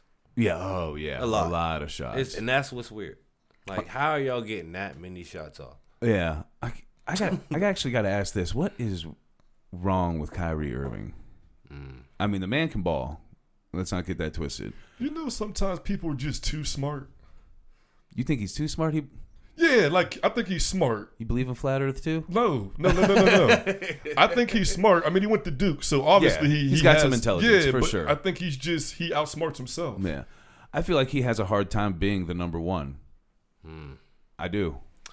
I mean, if you look, I don't think he does. When he went to the Celtics, I mean, it seems like those teams cannot win with him being the number one. Like I think when Durant comes back for the Nets, they're going to look a whole lot different. I think we make excuses for Kyrie in our head because when he was with LeBron and healthy, it was nothing anybody could do to stop them. But go get Kevin Durant. With some studs. You know what I mean? So Kyrie can do it, but like all the pieces got to be in play, and that's why he'll make a statement like that. Like he needs these certain pieces, and we need so many pieces. Like he'll make those type of statements. Yeah, you know what I mean, because he feels like if they were there, they could do it. Like if KD's there, that's a different team. Oh, it's a different team, and you just believe. But again, I think if KD's there, KD's the number one. When he's in Cleveland, LeBron is technically the number one, even though he might be the lead scorer. You know what I mean? Look at the finals when they did win. Yeah. Oh, LeBron probably averaged. I'll just jump out there and say 32, and we'll say Kyrie jumped out there and he averaged about 26. Yeah. All right. Right. What? But I just think that to me that still shows that Kyrie needs somebody else to be the number one. For sure. Everybody needs somebody else. Yeah, but I think for some reason he shines better when he's the number two. I mean, if you look at the Celtics had a lot of pieces, but they couldn't put it together the way they needed to. You know what I mean? Like, what piece was he going to say he needed there? Well, when you look at it, the way people shine with different teams, it happens. Yeah, for sure. But at the same time, when they start at their first team, they get drafted. They get all that extra money when they get traded. Yeah. Because they shined. Right. You know what I mean? Because under those circumstances. The thing about Kyrie, too, he already got a reputation as being a bad teammate. Yeah. Like, they didn't like him in Boston. Like, so, even if that's how you felt, there's a time and a place for everything. And right after that, I mean, he did it after the game where he had the worst plus minus on the court. He was terrible. Yeah, you talking about what he just said for the Nets? You talking about that? He had a bad game, so don't say it after that game. Yeah, bad game. That's all. Yeah, you know what I mean. He named certain players to say these ones were good, and and left other people out. It was kind of a crazy statement. I don't think he necessarily meant it that way, but it came off kind of crazy. Yeah, there's power in words. Yeah, for sure. Another one I always feel like there's just something that can't get right is Russell Westbrook. Because that man is beasting out there. The more you show me his stats, like Bones turned me on to some of his stats. We like Russ. He's a monster. Russ, man. He's a monster. But I don't know what y'all looking for stats, whatever y'all want to talk about. Russ got it all. Right. Ain't no way y'all can just keep hating on that. And Russ play harder than anybody in the NBA. Boy. Agreed. Like I said, I did it first because I was like, oh, well, he's just a ball hog. Then he hit me to his assist stats. I was like, fuck. Well, I don't know what's going on with that man. I don't know why he can't win. Because he shoots bad shots. Yeah, terrible shots. He is, but he is one of those hard workers, like you said. I mean, that dude works hard. A lot of people shoot bad shots. Right. I mean, it happens. We can go through a whole bunch of greats. Yeah. And they all shot bad shots. When you're missing them, it don't look good. Right. You know what I mean? But when you get them assists, you can't figure it out. Yeah. Right. Kobe airballed for in a playoff game. So there you go. You know what I mean? Well, you're gonna have bad shots. The number one thing they say about Russ is what they say: he's stat chasing, he's stat patting. You can't stat pad a triple double over an 82 game season. No, you can't do that. You can't. It's impossible. Right. You can't manipulate the numbers like that. How many times he did that? To average 3 it. times in a row. Wait, now I believe Oscar Robertson was the only other person that did that, right? Yeah. So you could do 82 times 3. That's how many games like he's average. You're not enough chasing rebounds or fake assists. Whatever excuse you want to make. Right. You can't manipulate a triple double over 82 game season. Wait, to average it. Yeah. How many MVPs he got? He got 3. What triple doubles in the season? He only got 1. Yeah. Oscar Robertson did it once too. That's it. The only other person. You know why? And there's only 1 MVP out of 4 seasons with somebody averaging a triple double. Well, there's only 1 MVP. I don't know if Oscar. No, Westbrook didn't win the MVP when he averaged a triple double. Man, I feel like you say he got 1 MVP and he got 3 in a row. Yeah, well, Oscar Robertson might have MVP too, or he didn't win MVP that year. Huh? No, I believe Wilt Chamberlain was that did. year, and so was Bill Russell.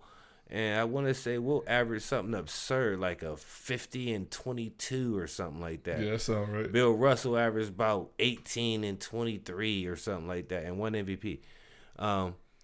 And somehow that didn't get him an MVP. He averaged triple double like 30. I'm gonna say 14 and 16. Jump out there. Crazy. Yeah, he does only have 1 MVP.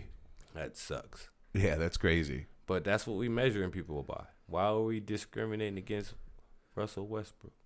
Yeah, I don't think we should be. I just don't understand how the man can't win. You know what I mean? He can't. It just I seems don't crazy. get it. Some people just ain't winners, man. I mean, and now they put him with Harden, who's allowed to make up new moves that look like they should be illegal, and they still can't get it done. Yeah, well, when they had a chance to beat Golden State, he was jacking off wreck, but Durant was terrible too. Those last couple games, he averaged a lot of points though. Yeah, he did. He averaged a lot of points though. It's crazy to think that team with those 3 players though, that Oklahoma team could not win. You had Harden. Look who you had to play and against Ibaka. though.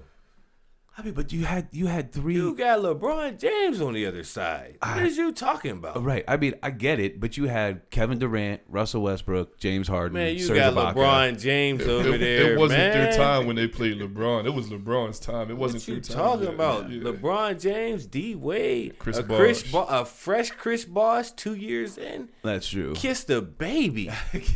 And they was seasoned too. They was seasoned. Over they with. They was Over. Yeah, I actually became a much bigger D Wade fan too. I was going back looking at some of his highlights and stuff. I didn't pay enough attention.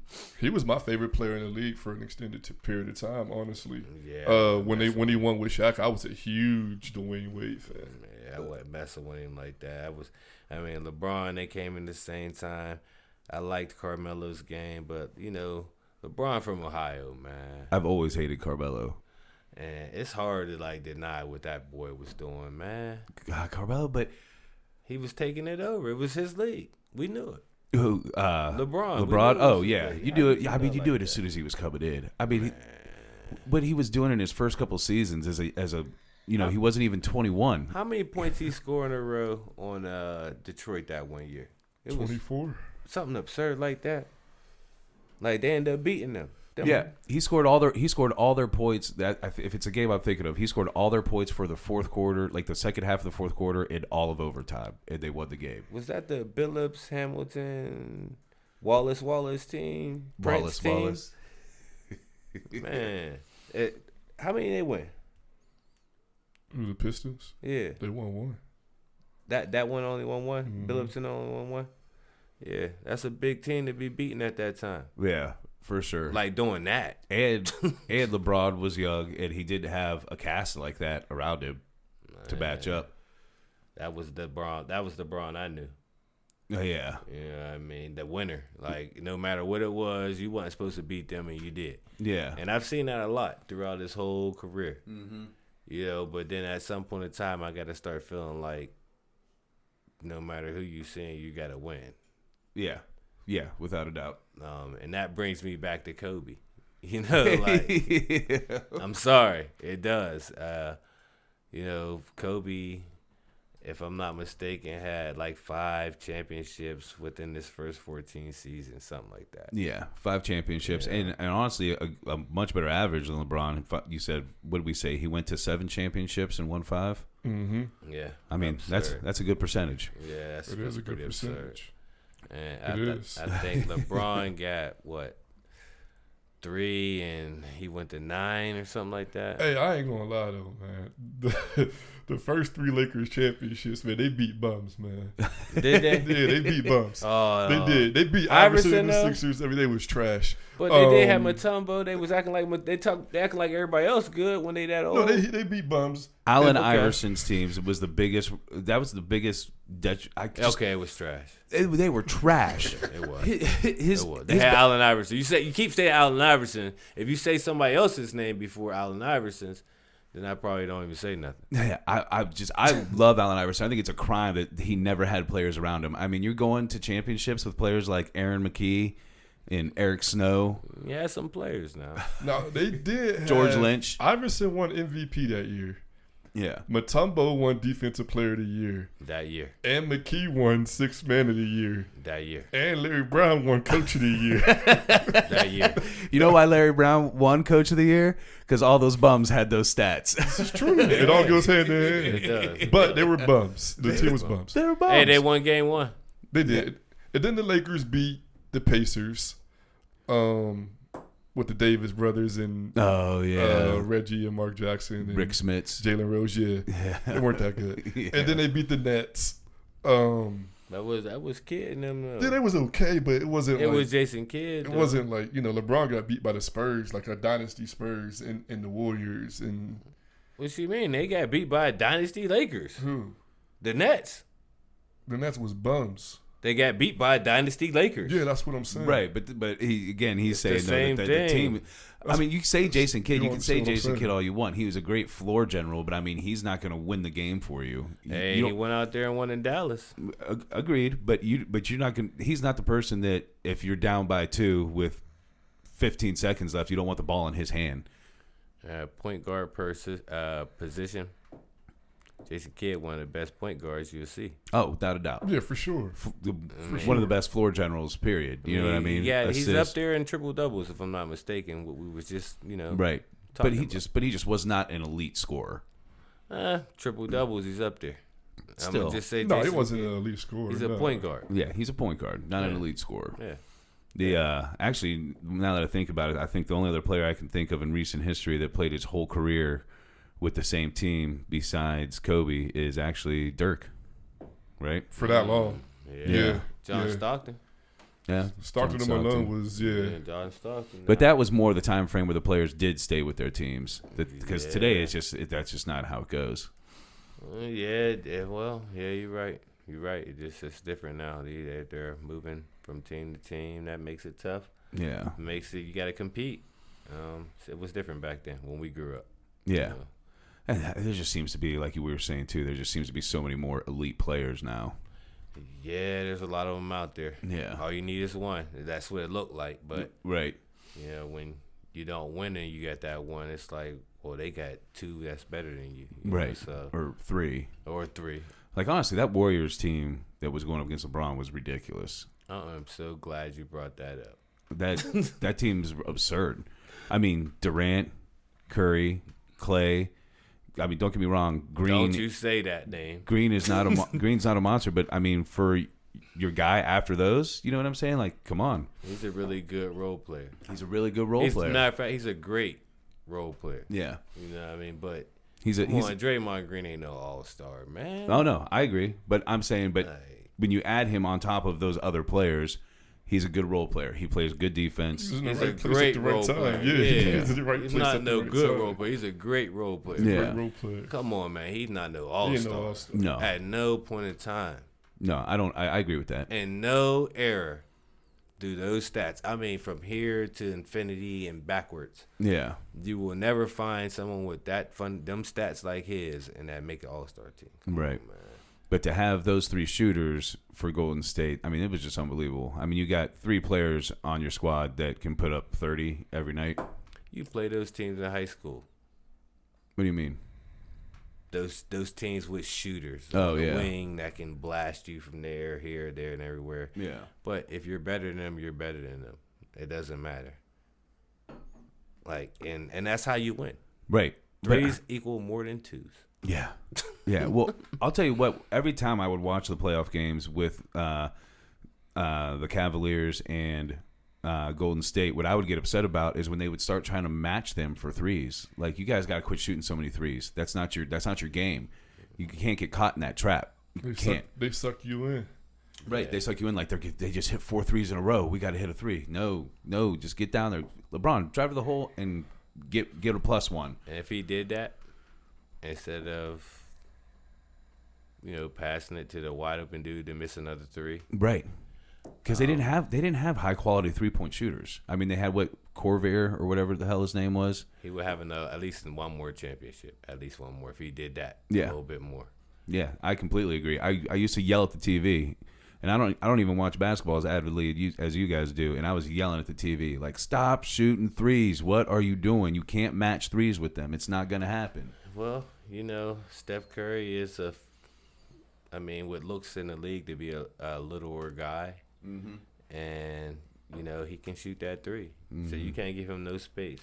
No space. No, I mean, and he can also burn you. And you got Clay flying around, and you got big KD can hit you from anywhere. So that's a lot that you got to stop somebody, and if you can't stop them on your end, you got to make them work. They used to hit those threes that would demoralize you, literally, like snatch your heart out. Like that's what Steph used to do. Like as soon as you thought you had a chance, it was like And it wasn't even just 1 3. It'd be like just all of a sudden 4 or 5 threes in a row, and you're just like, this game's over. What the fuck just happened? I remember we used to think they would be down by 6, 12. We'd be like, oh, that's nothing. Yeah.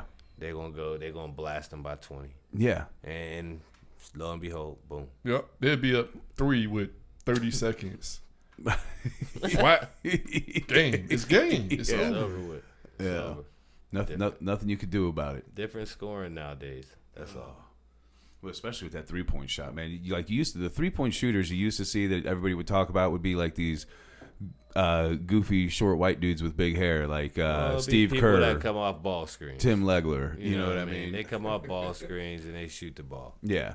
Or Jordan or somebody like that is driving to the hole and just kicks it out to the wide open guy. That's all he does. He just hits that three. Well, there's a lot of people like that. We celebrate the Cal Korvers of this world. Yeah. I don't remember Cal Korver dunking on very many people. No. You know what I mean? But he hits a lot of threes. Yeah. There's a lot of people like that. J.J. Redick's one of those people. Oh, yeah. Those are people who hit threes, and you need those on the team. Yeah, without a doubt. I want to go back to Allen Iverson real quick because I just think it's a travesty that they never put him with players. I really do. I think it's unbelievable that the guy who played with that much heart and was that prolific at scoring just couldn't. I'm shocked that he made it to the championship the year that he did. It's crazy that they never.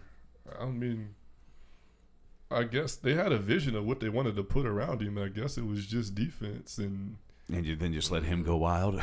Yeah, I mean that's it. They didn't have a chance unless he went wild. You can't put nobody around him that want to score either. You know what I mean? Because you really couldn't guard him. He could get whatever shot you wanted. He wanted. You know what I mean? So there was really no way to guard him. You know? So any shot that looked like a bad shot or an extra dribble, he was able to get enough space to get that shot off.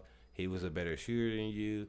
So he was going to shoot the ball. And he could fly, too. So you put people that don't really want the ball around him, and focus on defense, and you can get to the championship. That's what they did. And you do something special. Mm-hmm. And you win game 1. And hopefully, Allen Iverson and Dikembe Mutombo and Aaron McKee and Eric Snow when you say Larry the names, Hughes. Larry Hughes. If I'm going to jump out there, I don't think it was Samuel Dallenberg, but I don't think it was. But if you have somebody like that on your team, if they step up, you got a chance to win one. You're there. They ran into Shaq and Kobe in their prime. Yeah. They ran into the wrong. It didn't matter who they ran into out there. They ran into Duncan and them. They was in trouble too. Yeah, absolutely. So they just did not have players around them to keep up. I mean, when you got one player on your team scoring 40-some points a game, and the next guy's up is like 12. You know what I mean? The Nuggets, though, you don't feel like you think he was too old by then? Yeah, I think partially too old, partially just wore out. He played violently. Violently. That's what I'm saying. He played with all the heart. I mean, that dude was constantly on the ground, and it was. He had a young Melo though, didn't he? I mean, Melo was there Melo had been in the league for a while. I don't think he was that young. I mean, I feel like that was probably Melo's deepest playoff run with Iverson. Yeah, and I think they had Billups still too, right? Mm-hmm. Billups, Iverson, Melo. But you know how I feel about Melo. You hate Melo. I hate Melo. Why do you hate Melo, man? I just never thought of him in the same tier as those people he got drafted with. I just never did. I mean, I know. so you don't like him as a player? You just I just don't like him as a player. How could you say that about Melo? I don't know. I get flack about it all the time. The people he got drafted with, though. Yeah, He won the championship with Wade. Yeah, I'm just saying. I don't know what it is. I just can't. I can't get on LeBron with was Melo. in high school, so I just can't get on with Melo. I don't know what it is. I think his career and the injuries kind of got him early, almost a T-Mac-ish. You know what I mean? Yeah. Which kind of hinders. But I don't to me, I still think in my head, and you've proven me wrong in other things, but I still think T-Mac in his prime is a better player than Melo in his prime. Oh no, without a doubt, T-Mac is a better player. That's what I'm saying. I can't argue that. Yeah, without a doubt. We ain't argue gonna sit up here and do that. Yeah, respect T-Mac. I'm just saying. I just don't see it in Melo. I just don't. I mean, I like Melo. I wouldn't. He ain't better than T-Mac. Let's just for the record. Right. Okay. I don't hate him. I mean, I wasn't a huge Melo fan, but I thought he brought something to the game. Yeah. I mean, he still do. He can score. Yeah. I mean, that's what they're doing now, right? Yeah. I mean, he's always been able to score, but there's just something about him that just doesn't strike me as He's not a winner. He's not a winner. He's just not. Me and my family, we used to have this little thing between us. It used to be about a player that got traded to all these teams that's about to win championships. Every time he got traded to that team, they made it to the championship. They lost. So this guy gets traded to Golden State, right? We like, oh, Golden State ain't gonna win this year. David West. He said David West. Yeah, he was an angry dude too. Until he won that ring, you never seen him again. Until he got that ring. He ran off into the sunset. Man, he was David West. Man, he was traveling from team to team trying to get him one. Right. Only difference with David West is he ain't on TV. Right. Kendrick Perkins is on TV. Yeah. I'll tell you, I'm like about the Melo thing. I'm a weird guy though when it comes to basketball. Like my favorite player of all time is Dennis Rodman. Yeah, you're a weird guy when it comes to basketball. Yeah, you are. I am. I love the way he played. That's your favorite basketball player of all time. Yeah, I won't say he's the best at all. Yeah, okay, yeah, naturally, but yeah, I'm not saying he's the best. That's your favorite. Just he's one of the best defensive players, one of the best rebounders, and I think his ability to see the court was also a little underrated. And when he played for the Bulls on his birthday, he said he was going to score, and he scored 22 points, and that pumped me up. Because when did he ever score 22 points? Rodman was different. I mean, Rodman probably could do whatever he wanted to. That's what was different around Rodman. Yeah. Like, Rodman probably could give you a triple-double at Rodman that time. was a freak athlete. He was different. Freak athlete. Yeah. Whatever he put his mind to, which seemed to us look like rebounds and defense, Yeah, he just he excelled. That's what he did. You know, if he wanted to score, he could. It's not like he didn't get rebounds underneath the basket and put he put them up for layups. Right. Like he kicked them out. It's not like he couldn't have got a foul and went to the line. It wasn't like he was a terrible free throw shooter. Right. know? Yeah. He could have scored. So Yeah, Rodman he just was didn't. freaky. With his jumping ability and how tall he was and his reach with his arms, he could have easily probably put a lot of those just back in with quick tips and stuff like that. Yeah, he started on a lot of championship teams. Yeah. You just jump out there and say that. Yeah. I mean, he was obviously an important cog. Like when you talk about the like people having big three, like you did have him, Pippen, and Rodman, but normally when you have the big three, you want all three of them can or do score. I shouldn't say can score, but do score. You know what I mean? Well, normally one of them is Jordan, though. Right. When did normally come into play? When we talking about the big three, we talking about Jordan, and then when was there a big three back then? Like that was normally supposed to score all those points. Well, I mean, normally now, like when you have your big now three. see that's what makes it different. Because I don't think there was a lot of big threes back then. Period. There were, but they weren't the definition of what a big three is now. Right. So the big three now, that like you said, they're all scoring. Yeah. One of the reasons I liked him too is I read an article in Sports Illustrated way back when. It's when he was with the Bulls though, and Steve Kerr, he was talking about Dennis Rodman, and he said that he saw the basketball court like a chess match, and it was why he was so good at being in the right spot for rebounding. And it was also, he said, a lot of times Rodman had good passing. He'd get some assists. He said, but a lot of times he would make the pass before the assist, knowing that was going to be the pass that led to the assist. He just said he had a really high basketball mind. Yeah. Yeah. That's different. You know, Ben Wallace could get rebounds. I was a massive Ben Wallace fan too. He was, I like them people that you can just see like they excel at something, like Andre Drummond. Yeah. Like, what is you doing out there grabbing 20-something rebounds? Like, like, hold on, like, and it looks like light work. Yeah, you know, for them, you know, and you think that they could actually average 15, 16 rebounds like Rodman did, and you see how Rodman did it. Yeah, like he just went over there and he got that. Like that's what he wanted. Yeah, one of the things I liked about Ben Wallace too was the fact that he was one of, in my memory, one of the first shorter centers, and he monstered on defense and rebounds. You know, he's one of the first like 6'9" centers that I can remember.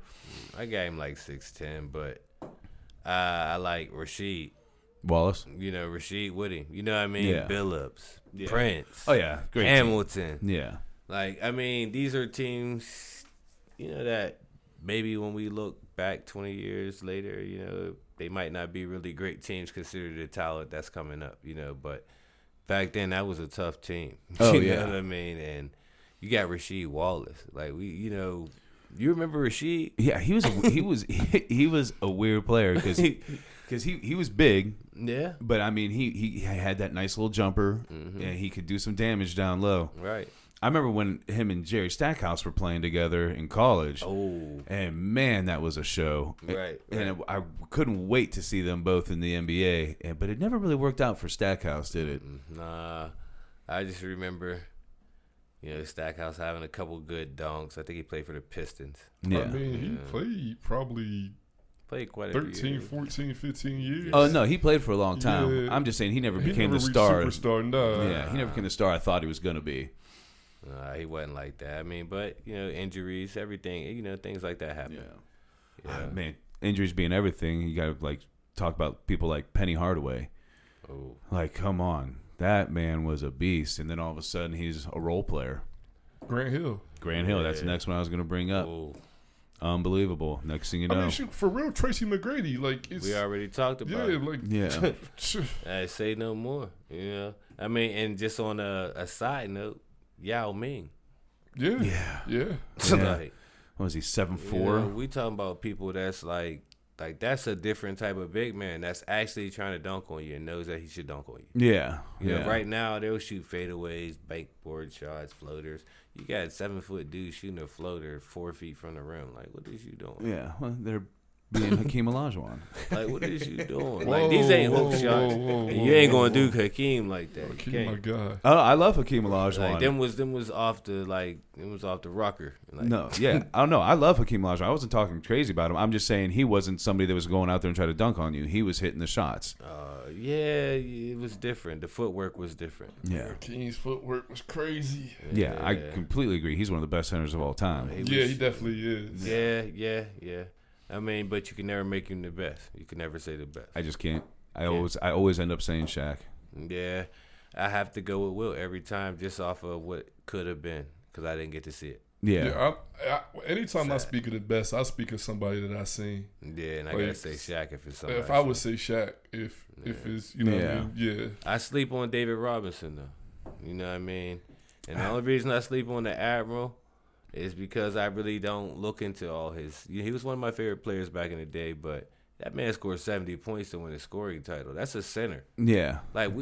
Come on, man. We talking about people scoring 60 and 50. Yeah. Like David Robinson scored 70-something points to win the scoring title one season. Yeah. He was definitely a beast. I don't know why I don't think about him more often in that conversation, but I honestly There's a don't. lot of them. There's a lot of them for sure. Yeah. But I mean, think of another center that scored 70. Yeah, Like, think. yeah, that's crazy. It is. Hakeem used to wear David Robinson's ass out. I mean, Hakeem was just David Robinson gave somebody 70. I knew that. Yeah, he definitely did. Hakeem used to just wear a lot of those centers out. They He just didn't did. know what to do with him. He did. Actually, I just recently saw a clip talking about centers and Shaq was talking about how he was scared of Jordan. He was saying in those playoff games, he goes, "Oh, I was terrified." He said, "I never wanted to admit it before." He's like, "But I'll admit it now." He's like, "I was just terrified, just scared." Yeah, Jordan was, Different thing. No, well, Jordan had it, and Shaq, he ain't want that, Yeah. No, but Jordan ain't want no piece at all of Shaq. No. At all. No. You know, but vice versa. So this is a jumper kind of night. Well, it could be anything. Jordan could come out there and try to get you too. You know, Yeah. Shaq ain't going to let you have it, but you can catch him slipping. I mean, I don't know too many clips of Shaq being dunked on. I don't know of too many. No, I don't either. Do you know any? I can't think of it off the top of my head. I just think when it comes to Shaq, one of the reasons I say that I think he's the number one for center is because I think a lot of people underestimate his ball handling ability and his passing ability. Early. Well, especially early, yeah. That's just early. But he did it. He had some. If you go back and watch some of his highlights, he had some dime passes when he was with the Lakers. He was He big, just got so big that he wasn't That's running the what it court was. as he used That's as much what as it he was. He used to be wasn't able to. as big the first couple championships. Right, it wasn't like, crazy, The but first, yeah, I mean, he ended up getting bigger progressively. Right. yeah, But he was for the Lakers the first couple years. yeah. sitting on a rim. Oh my God. I mean, that's what you know of Shaq. You know of him sitting on a rim. You're not thinking of him flying up and down the court because he wasn't winning at that time, really. Yeah, You know, and that was so early in his career for him to be doing that. but I'm pretty sure he was throwing a lot of oops to Kobe Bryant, if I remember correctly. He was doing a lot. Yeah, Shaq was really skilled, but who was paying attention to his assists? Like those nobody. oops. Yeah, Nobody. me, because I'm weird. It's different now. It's different now. Yeah. You know, it's just different. You know, so you know, people like Shaq got to be the best. You know, people like Kobe. Like I said, that'll shoot the craziest shot that you're pissed because he shot 10 in a row, Right. and you run down the court, and all of a sudden you're like, "Oh, good shot, good shot." Yeah. Get back on D, get back on D. You know, like he was one of those dudes that could shoot that shot and put you in a place where you was pissed off and then happy right at the same time. Like, Yeah. I can't believe it. And that's what Harden does now. You know, He drives me nuts. It seems like he's traveling all the time. it's a different game. Different game. All right. Well, you guys got anything else? Nah, man. I appreciate you having us on though. Yes, I do. Yes, I do. I do appreciate it, brother. Yeah, I'm glad you guys were able to make it. I'm glad you guys did it on such short notice for me. I had a lot of fun. We'll definitely do it again. Try to get some sports talk in, work them in every once in a while. I'm with it. All right. Well, this is the Gathering of Fools. We're out.